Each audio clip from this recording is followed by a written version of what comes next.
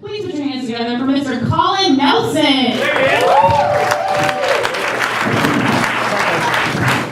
Give it up for Steph Bryant, everybody. Oh, come on, you can do better than that. She's asking the whole fucking night. Give it up, Bryant. That works. How are we doing tonight? You guys doing okay? Yeah. Good. I like to talk about big subjects, real heady subjects. First of all, I don't think if you're going to become a police officer, I don't think you should get to keep your testicles. Don't laugh. That's not a joke. That's the solution.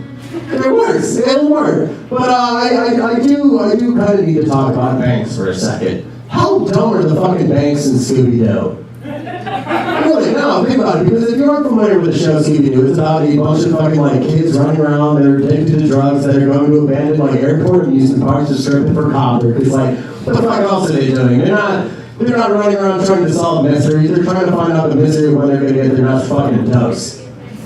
Come on, who goes to abandoned amusement parks? Not with a bunch of kids in a van, no. They're trying to get drugs, obviously. But my major issue with a lot of the shows, these kids, they run in and they fuck up this thing that Old Man Weatherby has going for him. Because Old Man Weatherby has had that abandoned airport amusement park in his family for generations. And they're trying to foreclose on it, and these fucking meddling piece of shit fucking junkie kids run in, they take his mask off because he's dressed up like a ghost pirate or something in a landlocked state for some reason. Oh, why is there a ghost pirate? Oh, we're in Nebraska, it doesn't matter, don't question it, ooh, spooky. And he fucks it up for these fucking people. I'm on that old man's fucking side. Fuck those kids. Fuck their van, fuck their dog, and fuck Fred's ascot. Fuck you. Not a fan. Not a fan. But they run in and he's just like, they ruin it, and he gets his land taken away and shit, and how fucked up is that? But the bigger question here is like, really? That's the thing that's going to stop you from closing on somebody's land? It's like, oh yeah, no, we've been trying to close on the Weatherby property for about 25 years, but there's ghost pirates in there, we can't do shit. That's a really good fucking plan. I never would have gotten evicted out of any of my fucking apartments if I had just gotten like, fucking like, step 1, get a sheet, step 2, cut holes in it, step 3, make sure it's not too pointier that they're going to think you're racist. Fucking simple shit. And I think sex ed is inadequate in this country. I don't think we're doing it right because they really only teach you the very basic mechanics of heteronormative sex for the explicit purpose of procreation. And that's fucking boring. Fuck that shit. They're just like, oh yeah, you just kind of take your goobus rod and thumb it in there and empty your dick eggs and invariably you're going to have a baby. What population? I don't fucking know. God bless America. And it's awful because they don't teach you anything really useful. Like, we're all going to end up accidentally fucking breeding. Nobody has kids on purpose anymore unless you're a fucking idiot. No, I need to fulfill the life that fucking I've been told to live, so I'm going to have a child and ruin it. I'm going to create a vicious cycle of fucking shit people.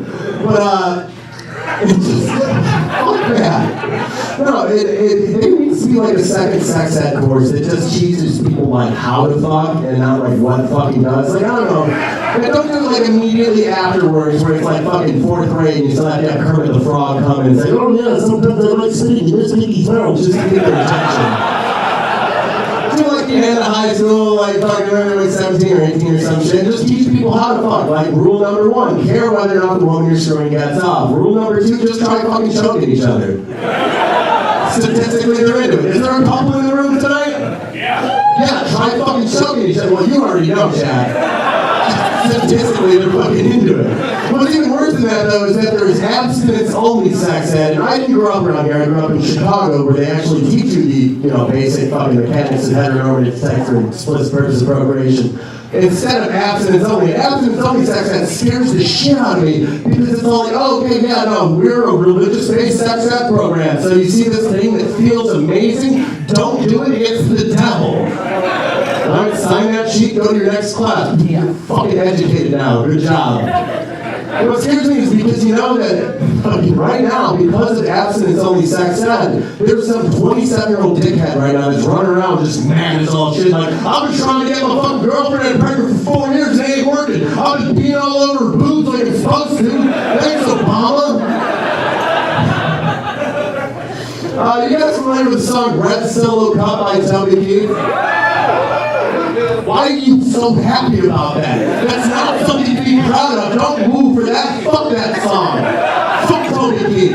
Our culture's a cesspool, and that's the worst fucking part of it. Sorry. There's a line in that song. If you aren't familiar with it, it is a love letter to the titular Red Solo Cup.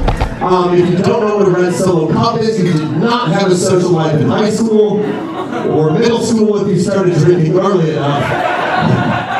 But there's a line in that song verbatim, which means word for word. That's the Red Solo Cup is the best receptacle, and I don't believe that you have testicles if you prefer drinking from glass. Now, N.W.A has more money right now than cumulatively every single person combined in this room will ever make in their entire fucking lives. And he refuses to drink out of anything that is more than a 1/4 millimeter of red plastic. You want a fucking egregious example of economic equality? There it fucking is. What are his fucking windows in his goddamn $50 million mansion made out of? Plexiglass, or is that too gay? When he gets another fucking record deal, he's going to the head of Sony PMG's fucking offices and it's like, oh, N.W.A, here's an ungodly amount of money to make garbage for the next several years. Let me grab my decanter of 120-year-old bourbon and he serves it to him in a fucking rocks glass. What does N.W.A do? What the hell is this shit? Oh, you turn silicon into a clear drinkable object and then we'll put liquids in. Oh no, what gay wizardry is this? Fuck that. And I'll close with this, guys. There's one thing that's always pissed me off more than any of the things that I've been mentioning for the past 4 minutes and 37 seconds. Is that a lot of people seem to think that women that have quote-unquote daddy issues are all quote-unquote sluts. First of all, I think that is bullshit. I think slut is a bullshit term used to perpetuate a bullshit double standard. And secondly, I will go down on any woman that validates me. I fucking hate my dad. I love you guys. Give it up for Nomads. Give it up for yourself. Thank you so fucking much. Step on everybody. Tip the bartender. Colin Nelson, everybody.